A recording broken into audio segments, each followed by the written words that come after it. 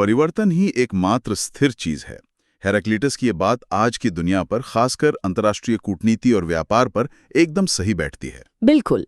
आज हम south China morning post के एक लेख के आधार पर यह समझने की कोशिश करेंगे कि कैसे अमेरिका की व्यापार नीतियां, खासकर पूर्व राष्ट्रपति ट्रंप के समय की, भारत और ब्राजील जैसे देशों के लिए एक पहेली सी बन गई। जी। ये विश्लेषण यूपीएससी मेंस और प्रीलिम्स की तैयारी करने वालों के लिए तो अहम है ही, और जो लोग वैश्विक राजनीति समझना चाहते हैं उनके लिए भी काफी काम का है ना? हाँ बिल्कुल, इसमें काफी कुछ है समझने को। हमारा मकसद है इस लेख की मुख्य बातों को निकालना और समझना कि ये नीतियां क्यों थीं और इनका बड़ा भू राजनीतिक मतलब क्या था। ठीक है।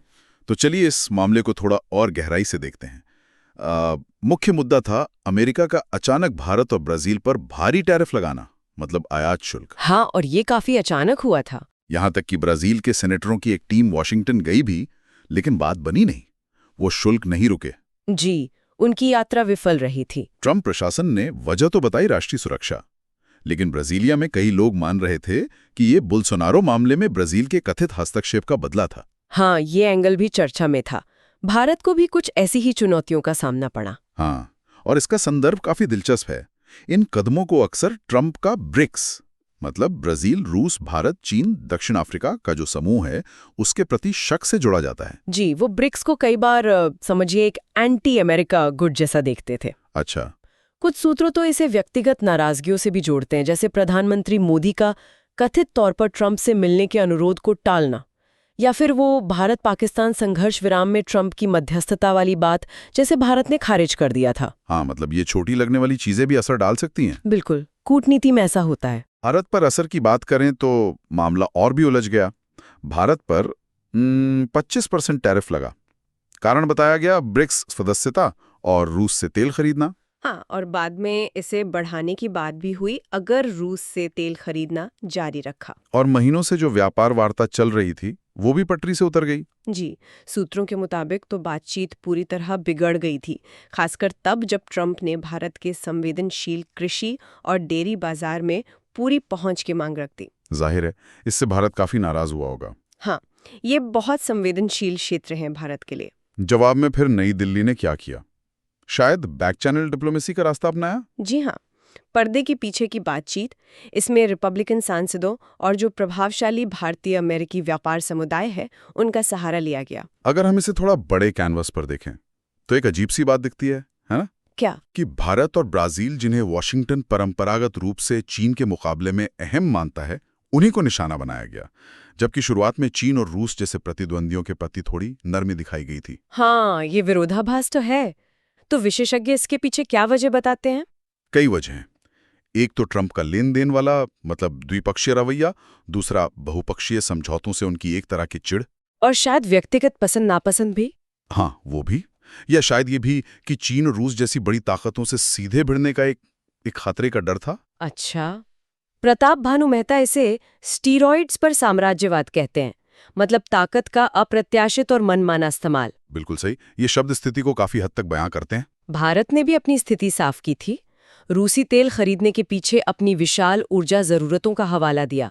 हाँ, और ये भी बताया कि भाई चीन, तुर्की, यहाँ तक कि यूरोपीय संघ जैसे दूसरे देश भी तो रूस से तेल खरीद ही रहे हैं। भारत को उम्मीद थी कि नई दिल्ली में जो क्वाड शिखर सम्मेलन होना था, उससे पहले ये मुद्दे सुलझ जाएंगे। जी, क्वाड यानी अमेरिका, भारत, जापान, ऑस्ट्रेलिया का समूह। एक और मौका तब आया जब प्रधानमंत्री मोदी ने ट्रंप के भारत पाकिस्तान संघर्ष विराम में मध्यस्थता के दावे को सार्वजनिक रूप से खारिज कर दिया। हाँ, उसके बाद दोनों नेताओं के बीच फोन पर बातचीत काफी तनावपूर्ण रही, ऐसा बताया जाता है। और भारत ने ट्रंप की पाकिस्तान के सेना प्रमुख से मुलाकात पर भी औपचारिक विरोध जताया था। जी, तो ये सब तनाव के बिंदु थे। ये एक अहम सवाल उठाता है कि ऐसे हालात में देश करते क्या है? भारत और ब्राजील की प्रतिक्रिया कैसी रही? हाँ, ये देखने लायक है। राष्ट्रपति लूला और प्रधानमंत्री मोदी के बीच फोन पर लंबी बात हुई। अच्छा, क्या बात हुई? उन्होंने व्यापार, ऊर्जा और रक्षा में सहयोग बढ़ाने पर सहमति जताई और अगले साल भारत को जो ब्रिक्स की अध्यक्षता मिलनी है, उस पर तालमेल बनाने की योजना बनाई। दिलचस्प बात यह है कि उन्होंने अपने विरोध को अमेरिका से सीधे टकराव के रूप में नहीं दिखाया। नहीं, बिल्कुल नहीं। उन्होंने इसे बहुपक्षीय नियमों और व्यवस्था की रक्षा करने के प्रयास के तौर पर पेश करने का फैसला किया। एक तरह से नियमों के दायरे में रहकर विरोध। तो कुल मिलाकर इस सब का क्या मतलब निकलता है? शायद यही कि अमेरिकी विदेश नीति खासकर ट्रंप के दौर में काफी अप्रत्याशित थी।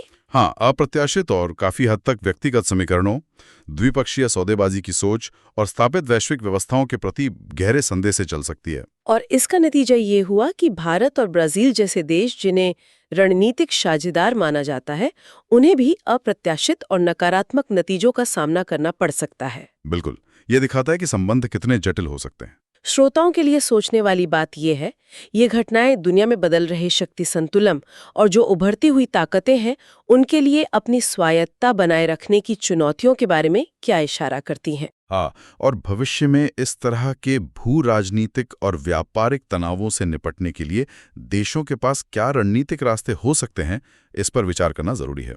अगर आपको ये चर्चा जानकारीपूर्ण लगे तो इसे लाइक करें, हमारे चैनल को सब्सक्राइब करें और आपके मन में कोई सवाल या विचार हो तो नीचे कमेंट्स में जरूर लिखें।